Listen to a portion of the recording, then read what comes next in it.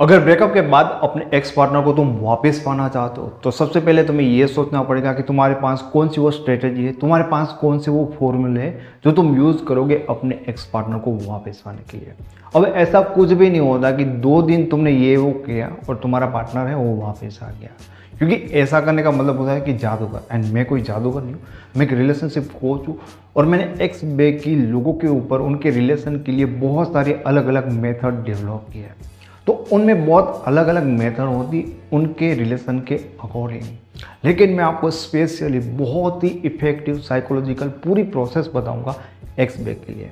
पर अगेन मैं आपको कहना चाहता हूँ कि ये 2 दिन में नहीं होगा, क्योंकि मैं कोई मैजिशियन नहीं हूँ। इसमें आपको टाइम लग सकता है एंड दूसरी चीज़ होती है कि इसमें मेहनत भी लगती है। अगर आप इसके लिए सीरियस है तो आप इस वीडियो को फॉलो कर सकते हैं। जब लोगों का ब्रेकअप होता है ना, तब उनको लगता है कि रिश्ता ख़त्म हो रहा है। एक्चुअल में कभी ऐसा होता ही नहीं है कि 2 लोगों के बीच में रिश्ता ख़त्म हो। अब ये चीज़ें आपके माइंड में इसलिए बैठ जाती है क्योंकि आपको लगता है कि एक बार रिश्ता ख़त्म हो गया इट मीन्स ख़त्म हो गया। लेकिन तुम्हें पहले से ये समझनी होगी कि जब ये रिश्ता स्टार्ट हुआ था तब कैसे हुआ था। तब वो आपको जानते नहीं थे और उनके माइंड में आपके एक अच्छे पर्सन की, एक अच्छे पार्टनर की आइडेंटिटी बनी थी, जिसके कारण तुम्हारा यह रिश्ता बना था। आज वो आइडेंटिटी है वो बिखर के खलास होगी, हमें फिर से वो आइडेंटिटी को क्रिएट करना है। जस्ट इतनी सी बात है। बट ब्रेकअप के बाद अपने एक्स पार्टनर को वापस पाना बहुत सारे लोगों के लिए नामुमकिन है जो साइकोलॉजिकल चीज़ों को नहीं समझते। अब ब्रेकअप के बाद बहुत सारी चीज़ें ऐसी होनी है जो आपको बिल्कुल भी नहीं करनी है, क्योंकि यही गलतियाँ ब्रेकअप के बाद की हुई गलतियाँ बहुत ज़्यादा बुरी तरह से आपके रिलेशन को डिस्ट्रॉय करते हैं एंड आपके लिए आपके पार्टनर का वापस आना लगभग मुश्किल हो जाता है। शायद ऐसा पहला वीडियो होगा जिसमें एक साथ में आपको बताऊंगा कि एक्स को पाने से पहले आपको ये समझ लेना होगा कि आपको कौन सी गलतियां हैं वो नहीं करनी है। क्योंकि एक्स में गलती ये होती है कि आप सिर्फ अपने दर्द को, अपने इमोशन को ही समझते हो। हमें साइकोलॉजिकल तरीके से देखना होगा कि आपके पार्टनर के माइंड में क्या चल रहा है, वो क्या सोच रहा है और कौन सी चीज़ें हैं जो उनको आपकी ओर खींचेगी। तो सबसे पहले बात करते हैं कि ब्रेकअप के बाद आपको कौन सी गलतियां नहीं करनी है। उसके बाद हम स्टेप बाय स्टेप देखेंगे कि कैसे आप अपने एक्स पार्टनर को वापस से अट्रैक्ट करोगे। नंबर 1 गलती जो आपको नहीं करनी चाहिए कि अपने एक्स पार्टनर को जिनके साथ ब्रेकअप हुआ है उनको किसी भी तरह की धमकियाँ नहीं देनी है। बहुत सारे लोग होते हैं वो ब्लैकमेल करते हैं। देखो, अब तुम उनको रोकना चाहते हो, तुम्हें लगता है कि वो चला जाएगा तो फिर भूल जाएगा, ऐसा है तो तुम उनको पहले मनाते हो, रुलाते हो, बहुत सारी चीज़ें करने के बाद धमकी देने पे आ जाते हो कि तेरे मेरे पास वो फोटो है, इसको दिखा दूंगा, वो कर दूंगा। देखो, यहाँ पे तुम ये हरकतें कर रहे हो ना, ये चीज़ें बहुत मुश्किल करती है, क्योंकि तुम कर भी दोगे, शायद वो डर भी जाएंगे, 2 दिन बाद भी कर लेंगे, लेकिन उनके मन में जो आपकी एक जगह बननी है, एक रिस्पेक्ट है, वो हमेशा के लिए चली जाएगी। ये बहुत बड़ी गलती होती है एंड लोग ऐसी गलतियाँ भी करते हैं। दूसरी गलती होती है कि उनके दोस्तों को और उनके घर वालों को कांटेक्ट करना। अब आपने बहुत ज़्यादा ट्राई कर ली होती है उनको कॉल करने के लिए, हर जगह पे आप ब्लॉक हो गए। तो अब क्या होता है कि आप इन चीज़ों को कंट्रोल नहीं कर पा रहे होते। जो फील होता है, जो पेन होता है, तो आपको लगता है कि उनके दोस्त को कहते हैं तो वो थोड़ी सी हेल्प कर देंगे। आपको लगता है कि उनके घर वालों को बता दें कि उसने मेरे साथ क्या किया। जब आप ये करते हो ना, तो उनको सबसे ज़्यादा गुस्सा आता है। क्यों? क्योंकि एक तो वो अभी तुमसे इरिटेट हो गए, परेशान हो गए, वो बात नहीं करना चाहता है एंड उनको लगता है कि ये मेरे दोस्तों को, मेरे घर वालों को सारी जगह पे ना ढिंढोरा बांट रहे हैं, यानी कि सारे लोगों के सामने मेरी बुराई कर रहे हैं। ठीक है, तो ये चीज़ कभी नहीं करनी चाहिए, क्योंकि ये भी किया ना तो वापस आने के लिए बहुत ज़्यादा टफ टाइम तुम्हें देखना पड़ेगा। तीसरी चीज़ कि बार बार ना उन्हें हर जगह से कॉल करना बंद कर दो। अगर व्हाट्सएप पे जवाब नहीं दे रहे तो तुम फेसबुक पे चले गए, इंस्टाग्राम पे चले गए, एक मैसेज सीन नहीं किया तो तुमने 100 मैसेज कर दिया। जब ब्रेकअप होता है तब सिंपल सी चीज़ होती है कि वो गुस्से में होते हैं, कुछ चीज़ें ऐसी होगी, लड़ाइयाँ होगी, फाइट होगी। तब जब इंसान का ना गुस्सा ऊपर हो जाता है ना, तब तुम कितने अच्छे हो, तुमने उनके लिए क्या किया, कुछ नहीं दिखता। तो वो तभी इस टाइम पे उनका माइंड स्टेट ऑफ लेवल पे ही नहीं होता कि तुम्हारी बात को या तुम्हारी इमोशन को समझे। तो तुम जो कुछ भी उनको समझाना चाहते हो ना, वो कोशिश ही ना करो, क्योंकि तुम्हारी हर कोशिश उनको तुमसे बहुत ज़्यादा इरिटेट कर रहे हैं। इसलिए अलग अलग जगह से फॉलो करना या उनका पीछा करना, ऐसी सारी चीज़ें तुम्हें फ़ौरन बंद करनी चाहिए। चौथी चीज़ होती है कि उनको कुछ भी बुरा बोलना या दूसरे लोगों के सामने उनकी बुराई करना। अब वो जब जा ही रहे होते हैं तो हमें लगता है कि यार हम उनको बता ही देते हैं, बहुत सारे नेगेटिव ख्याल आता है और हर इंसान में होता है, अच्छा या बुरा। तो हम कहते हैं कि तू तो ऐसा है, तूने तो ये किया था, वो किया था। या दूसरे लोगों के सामने कहना तो उससे भी खतरनाक है, क्योंकि सामने किया तो उसको पता होता है कि क्या क्या बोला, दूसरों के सामने बोला होता है तो उनको लगता होगा कि क्या बोला होगा। तो अगेन तुम्हारी जो आइडेंटिटी है उनके माइंड में वो ख़राब करेगी एंड ये चीज़ें बहुत ज़्यादा डिस्टेंस से वो क्रिएट कर देती है। एक चीज़ मैं आपको बताना चाहता हूँ कि देखो, रिक्वेस्ट करने से कभी भी कुछ चीज़ें नहीं होती, उनके सामने ये दिखाने से कि तुम जा रहे हो तो हम कितने पेन में आ जाएंगे, लोगों को कोई फ़र्क नहीं पड़ता। लेकिन एक्चुअल में उन्हें फ़र्क तब पड़ता है कि जब वो तुम्हारे बिना नहीं रह पाते, जब उन्हें लगता है कि उन्होंने गलत डिसीजन ले लिया, शायद तुम बेस्ट पर्सन हो एज ए पार्टनर, तब वो आएंगे। रोने से या तुम्हारा प्यार या इमोशन शो करने से नहीं आएंगे। उनको लगता है कि सही हुआ जब तुम रिक्वेस्ट करोगे, जब तुम उनके सामने रोओगे कि प्लीज़ रुक जा, उनको यही लगेगा कि उन्होंने डिसीजन सही लिया, ये पर्सन लायक ही नहीं है। अगर आपने ये गलतियां नहीं की तो बहुत अच्छी बात, अगर कर दिए तो थोड़ी चीज़ों को आपने टफ बना ली, फिर भी हमें अपनी बेस्ट ट्राई है वो करनी है। अब वीडियो में हम आगे बात करेंगे कि क्या चीज़ें हमें करनी चाहिए। सबसे पहली चीज़ जो हमें करना होता है कि एकदम से ना उस पर्सन की नज़र से गायब हो जाना होता है एक मंथ के लिए। अगर रिलेशन में बहुत ज़्यादा पंगे हुए, बहुत बड़े बड़े कांड हो गए तो आप 2 महीने ले सकते हो, अदरवाइज नॉर्मल ब्रेकअप हुआ है तो 1 महीना इनफ होता है।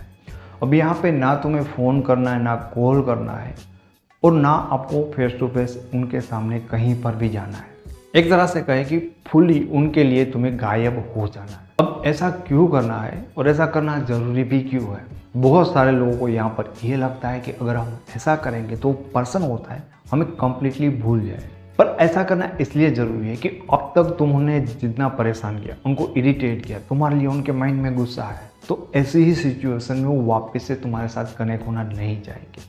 अब 1 महीना तुम अलग रहे तो सबसे पहली चीज़ होगी कि तुमने ना उनको इरिटेट करना बंद कर दिया। उनको थोड़ा सा अच्छा लगेगा कि वो अकेले है, थोड़े रेस्ट में सारी चीज़ों को वो सोच सकते हैं कि कौन गलत था, क्या गलत था। लेकिन तुम बार बार कॉल ही कर रहे हो, ठीक है, वो बात करना नहीं चाहते तो और ज़्यादा परेशान होंगे ना।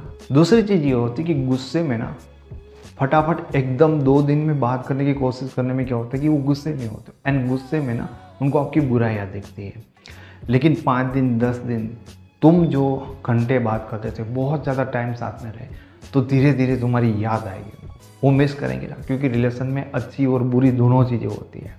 तो अच्छी चीज़ें भी उनको दिखेगी कि नहीं ये भी था वो भी था, तो आराम से बैठकर सोचेंगे। एंड तीसरी चीज़ कि इतने टाइम तुमने कॉल नहीं किया ना, तो वो ये भी सोचे थे कि मेरे बिना तो वो बहुत पागल था, मेरे बिना तो रह नहीं पा रहा था। तो उनकी भी थोड़ी इच्छा जानने की बनती है कि क्या कर रहा है, चलो कहीं पर देखता हूँ, किससे पूछता हूँ।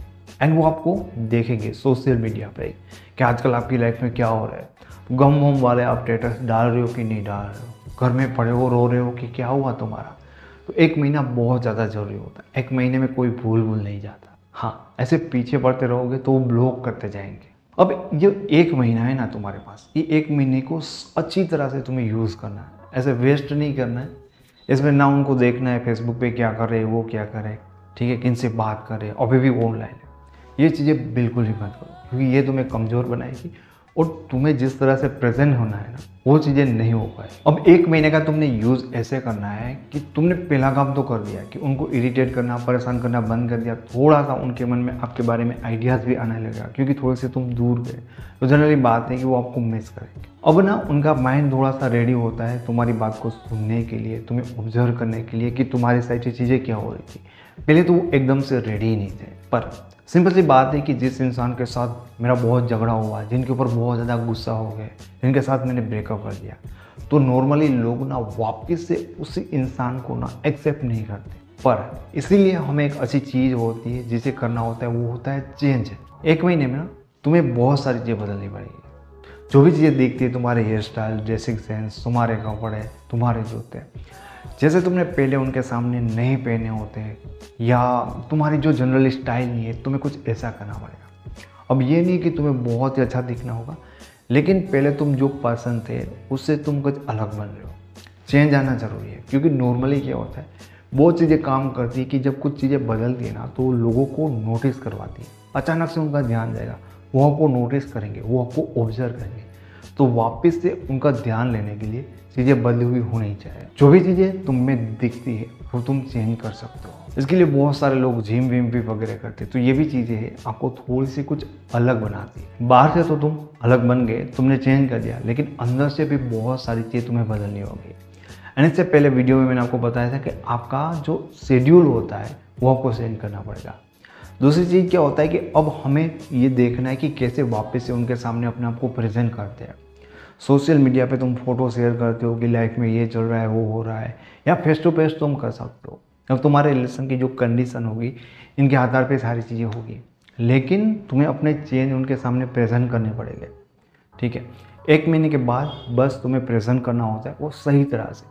अब कौन सी चीज़ें हैं वो दिखाना ही है। सबसे पहली चीज़, सोशल मीडिया यूज़ कर रहे हो तो अपने फ़ोटो के ज़रिए तुम दिखा सकते हो कि तुम जिम कर रहे हो, तुम बुक पढ़ रहे हो, तुम कुछ नया सीख रहे हो, तुम अपने काम में बहुत बिजी हो।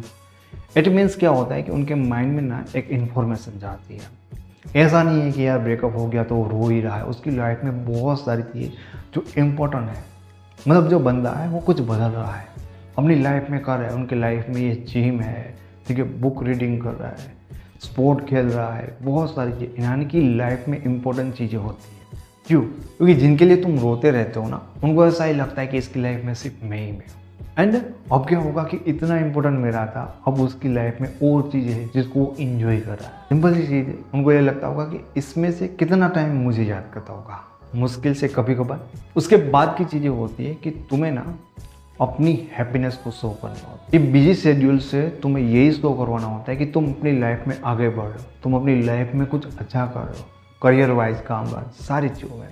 उसके बाद चीज़ें होती हैं कि तुम्हें शो ऑफ करना है अपनी हैप्पीनेस को। देखिए ये बहुत ज़्यादा ज़रूरी है कि तुम दोस्तों के साथ जाओ, तुम अपना काम एंजॉय कर रहे हो, तुम पार्टी कर रहे हो, फैमिली के साथ हो, लेकिन अपने इस टाइम को ना तुम एंजॉय कर रहे हो। अगेन वो चीज़ होती है कि उनको ये लगता है कि मेरे बिना तो वो मतलब देवदास ही होता है, रोता ही रहेगा। लेकिन तुम कुछ ज़्यादा शो ऑफ नहीं करो, लेकिन तुम ये कर रहे हो कि उस टाइम से ये टाइम है वो बेटर है।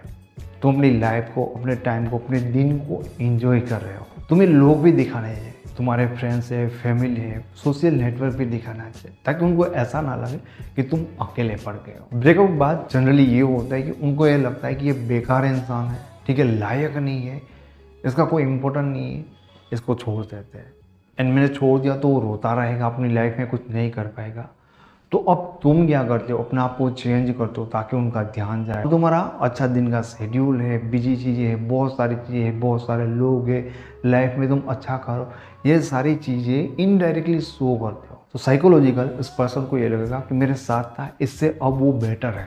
उनको लगता है कि नहीं, अब बंदा लायक बन गया है मेरे साथ रहने के लिए। उनको थोड़ी सी जेलसी होती है, और ये चीज़ें तो बहुत ज़्यादा काम करती है। जनरली ऐसे मेथड में जब 1 महीने के बाद आप शो करने लगते हो तो 2 महीना होता है, तो कहीं ना कहीं आप दोनों की बात हो जाती है। मैक्सिमम टाइम जो लोग परफेक्टली करते हैं तो उनके एक्स भी उनको कॉन्टेक्ट करें, या अगर नहीं भी करते तो आप देख लेना, मोस्ट ऑफ टाइम ऐसा होगा कि आप अनब्लॉक हो गए होते हैं एंड आप आराम से प्यार से उनको अप्रोच कर सकते हो।